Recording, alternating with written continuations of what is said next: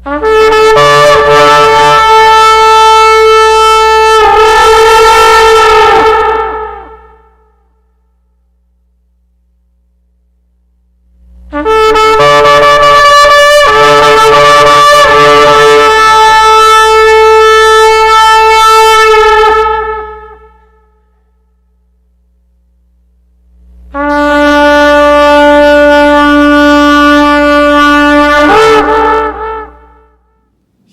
Shalom. Bapak Ibu, Saudara yang dikasihi oleh Tuhan. Kita berjumpa kembali di dalam Mesbah Keluarga. Apa kabarnya? Kami berharap Bapak Ibu, Saudara dalam keadaan yang baik-baik dan sehat-sehat saja. Amin. Nah, sebelum memulai, kita akan berdoa terlebih dahulu. Silakan berdoa. Bapa Surgawi, dalam nama Yesus kami bersyukur buat malam hari ini kami boleh berada di ruang mesbah doa keluarga. Kami bersyukur Tuhan. Bapa, ampuni segala kesalahan dan dosa kami, Kau yang menyucikan, menguduskan, melayakkan kami ya Tuhan Yesus. Bapa, kami mengundang hadirat-Mu ada di tempat ini. Datanglah kerajaan-Mu, jadilah kehendak-Mu di bumi seperti di surga. Terima kasih ya Bapa, urapi semuanya Tuhan, dan saudara-saudara kami yang ikut mesbah keluarga pada malam hari ini boleh juga masuk dalam hadirat-Mu ya Tuhan. Terima kasih ya Roh Kudus, Engkau pimpin dari awal, pertengahan sampai akhir. Hanya dalam nama Yesus kami berdoa dan mengucap syukur. Amin. Baik, kita persiapkan hati kita. Kita akan memuji dan menyembahnya terlebih dahulu. Persiapkan Yesus segalanya. Jiwaku sungguh merindukanmu, hatiku haus padamu, selalu tinggal di dalammu, nikmati kebaikanmu. Yesus, Kau yang ku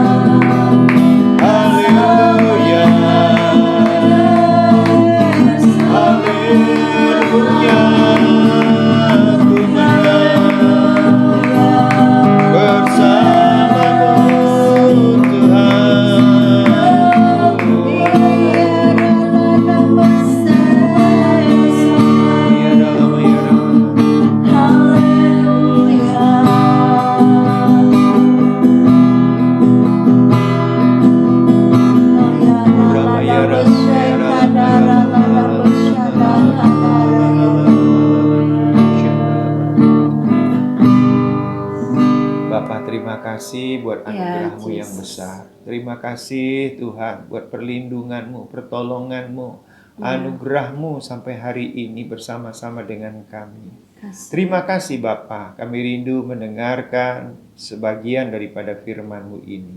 Di dalam nama Tuhan Yesus. Amin. Amin.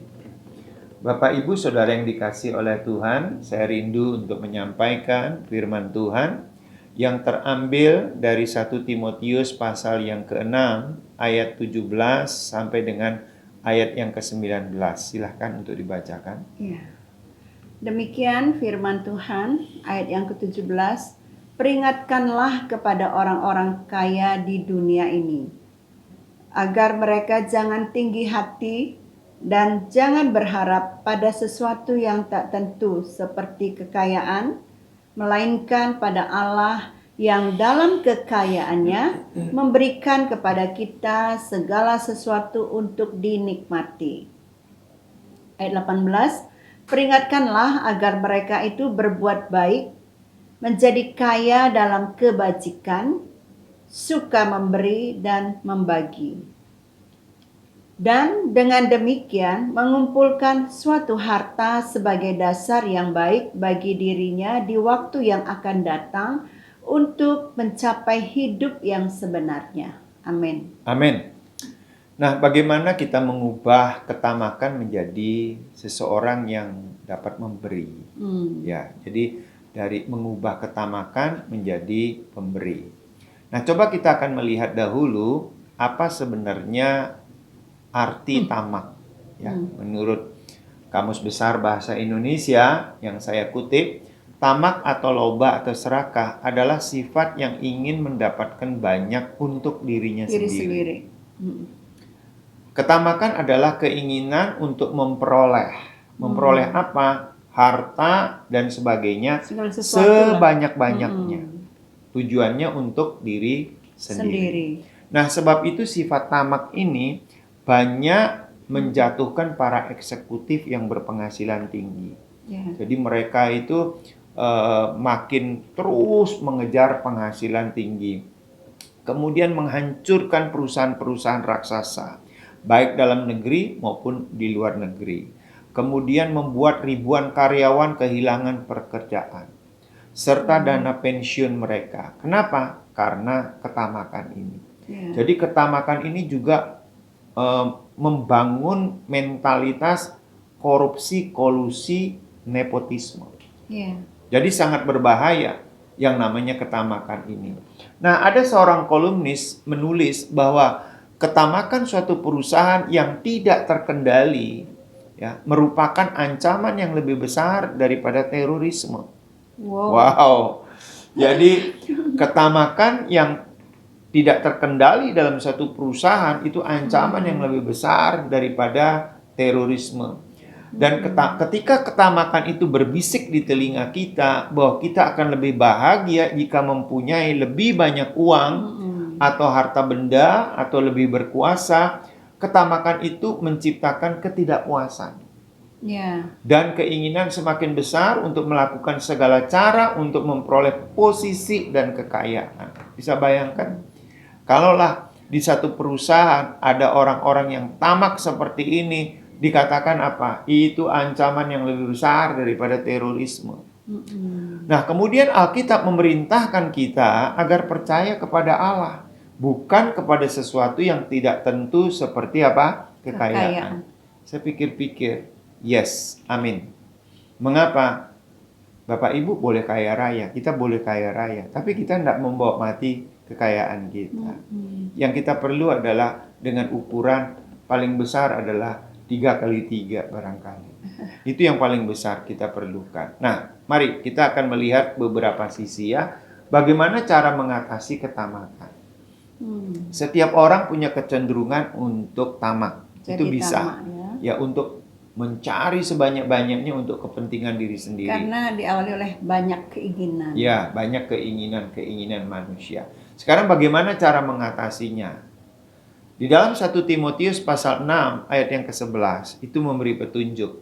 Tetapi engkau hai manusia Allah, jauhilah semua inya itu, kejarlah keadilan, ibadah, kesetiaan, kasih, kesabaran, dan kelembutan. Ini kalimat ini unik sekali. Tetapi engkau, hai manusia Allah. Wah, emang kita Allah? Sebenarnya bukan. Manusia Kita Allah adalah manusia yang dipilih oleh Allah. Dan pada waktu kita percaya kepada Tuhan Yesus, Roh Allah itu diberikan kepada kita. Itu sebabnya kita disebut sebagai apa? Manusia Allah. Jadi orang-orang percaya kepada Yesus itu disebut sebagai manusia Allah. Nah, manusia Allah harus menjauhi semuanya itu. Apa yang dijauhi?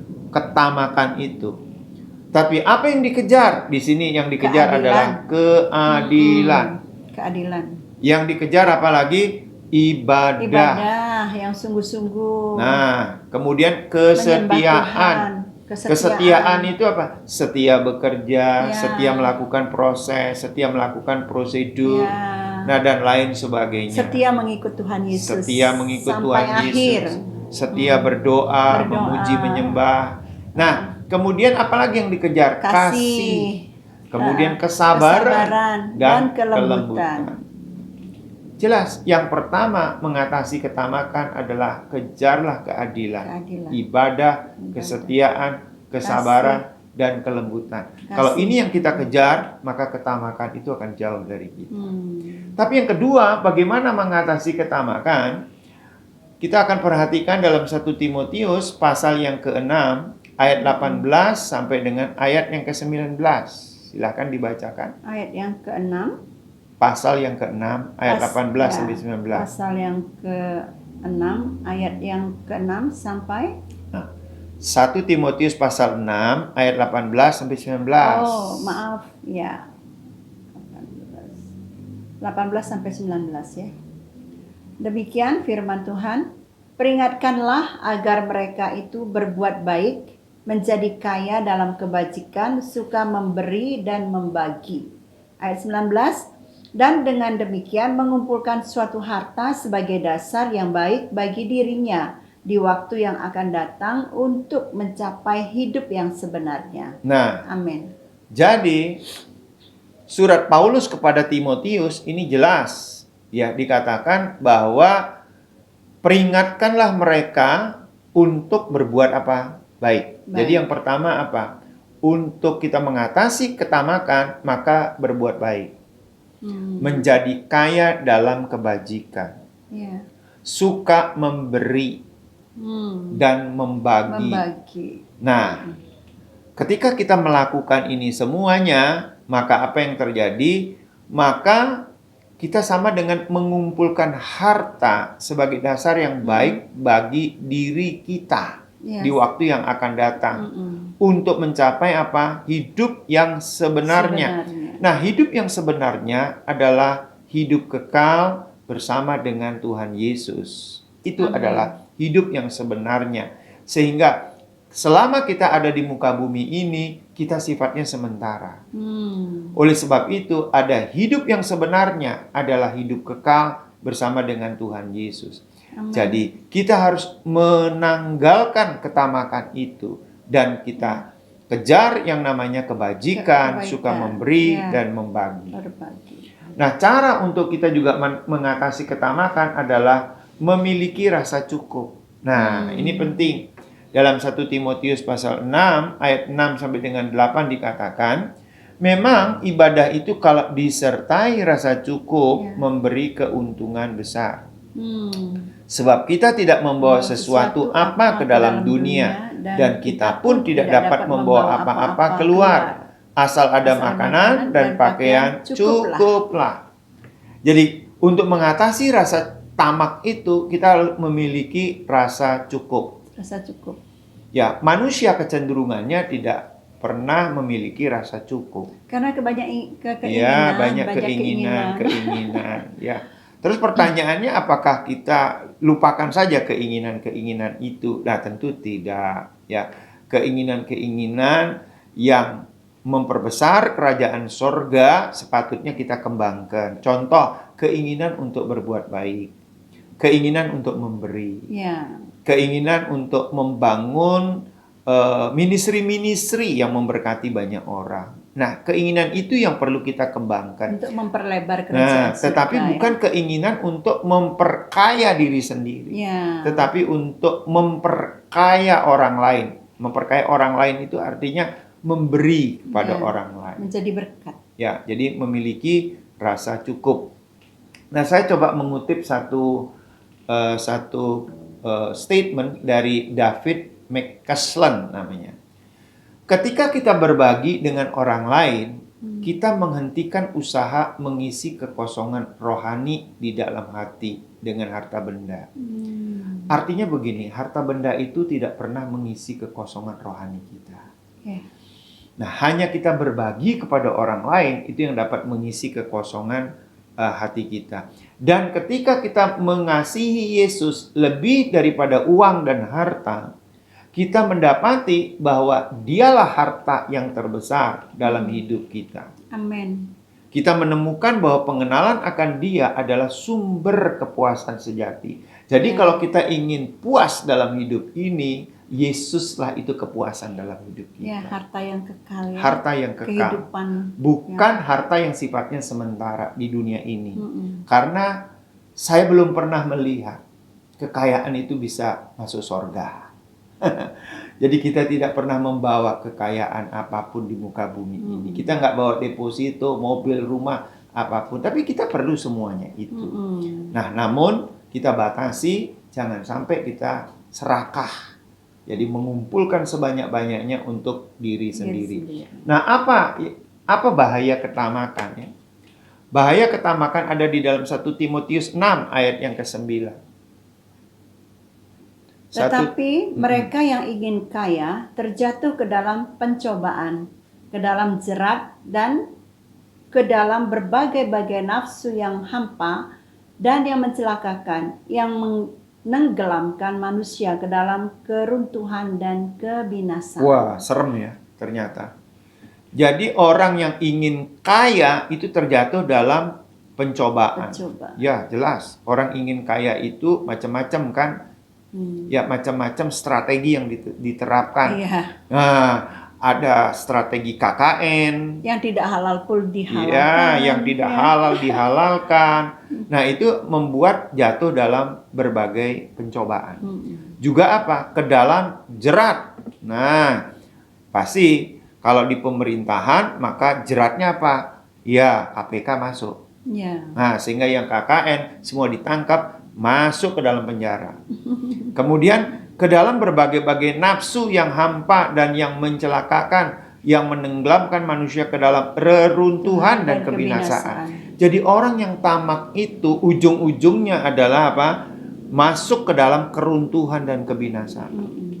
Jadi apa gunanya kita ikut Tuhan Yesus kalau ujung-ujungnya masuk ke dalam reruntuhan dan kebinasaan? Lebih bagus kita sekarang hentikan ketamakan itu. Tapi yang kedua, bahaya daripada ketamakan adalah di dalam 1 Timotius pasal 6 ayat yang ke-10. Silakan dibacakan. Demikian. Karena akar segala kejahatan ialah cinta uang.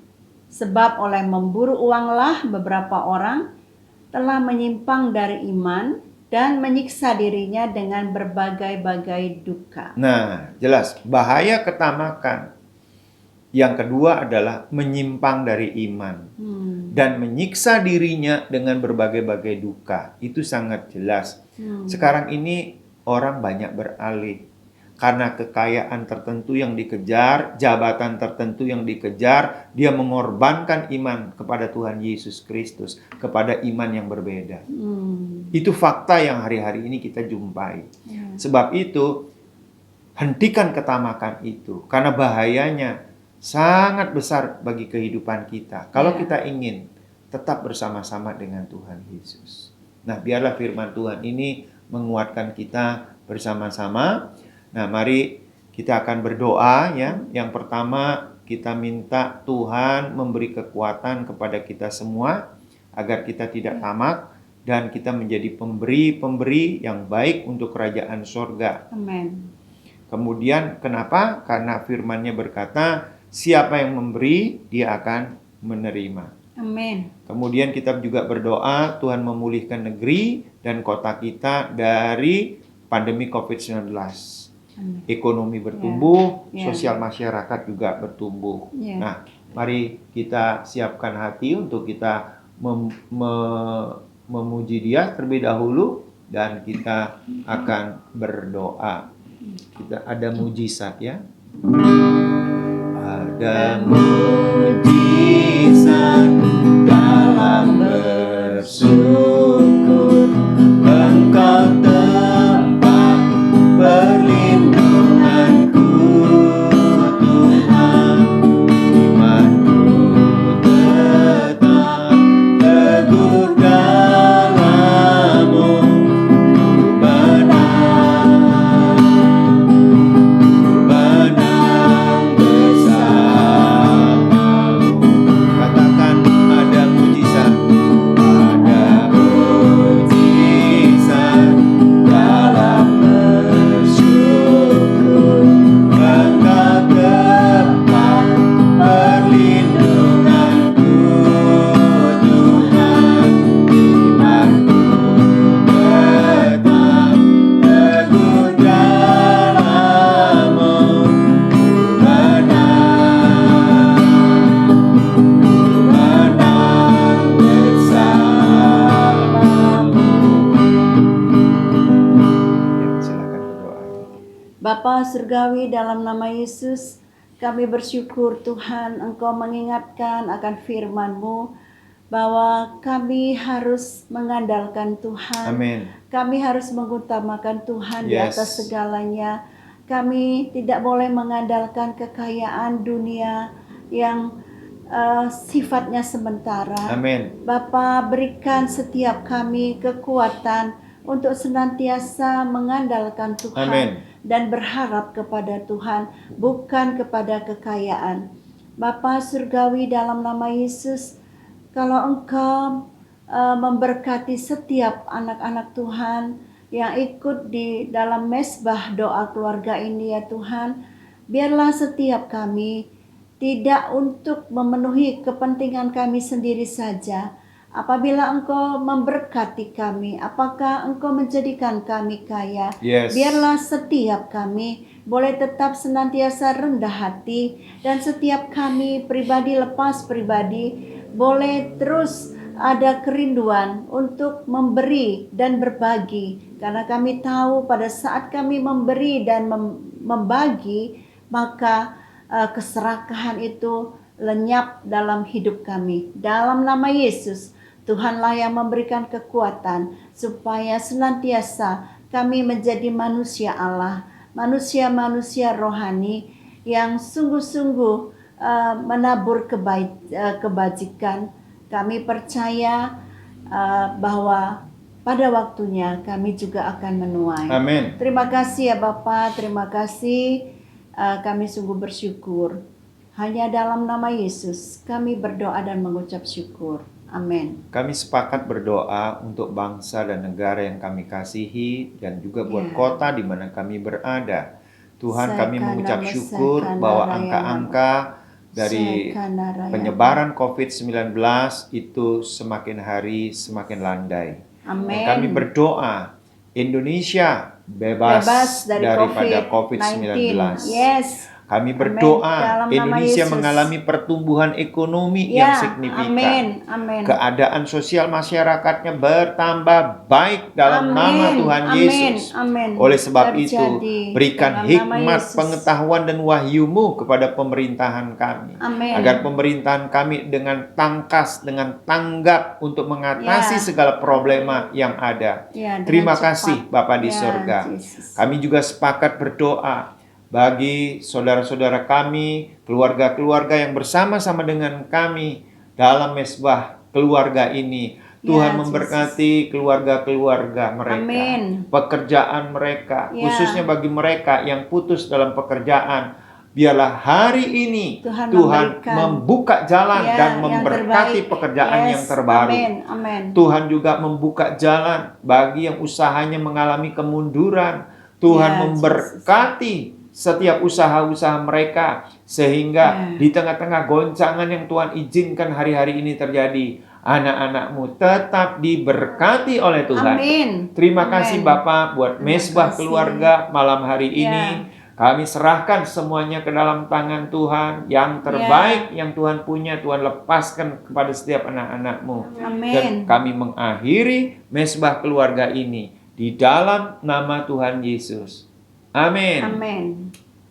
Baik Bapak Ibu, saudara yang dikasih oleh Tuhan, kita akan berjumpa kembali pada kesempatan yang lain. Tetap antusias untuk membangun mesbah doa keluarga. Sehingga keluarga kita diberkati oleh Tuhan. Karena Tuhan yang hadir selalu di dalam keluarga kita. Amin. Dalam nama Tuhan Yesus. Sampai jumpa, Tuhan berkati.